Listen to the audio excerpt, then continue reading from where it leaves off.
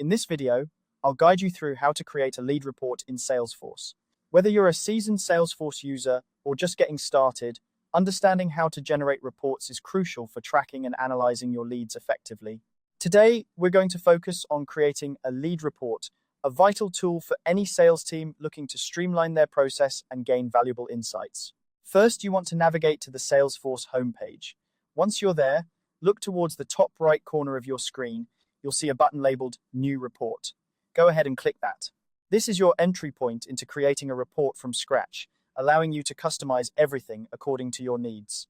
After clicking New Report, you'll be presented with a menu on the left side of your screen.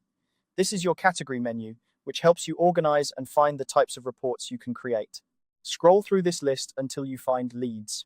This category is specifically designed for managing and analyzing potential clients or customers that your sales team is working with. Select Leads from this menu. Next, you'll see a list of available report types under the Leads category. For our purposes, we are going to select the standard Leads report type. This option is generally the most straightforward and versatile, providing a solid foundation for any additional customization you may want to implement later.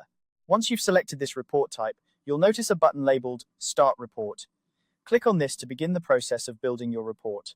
Now that you're in the report builder, it's time to add the details that will make your report useful. Consider what information is most important for your analysis. You can add columns such as lead name, company, status, or any other fields relevant to your needs. This customization is what makes Salesforce reports so powerful, as they can be tailored to provide precisely the insights you require. Once you've added all the necessary details and are satisfied with how your report looks, it's time to save it. Saving your report ensures that all your hard work is preserved and that you can easily access the report in the future. To do this, simply look for the Save button, typically located in the upper part of the report builder.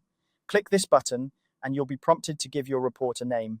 Make sure to choose something descriptive so that you and your team can quickly identify it later.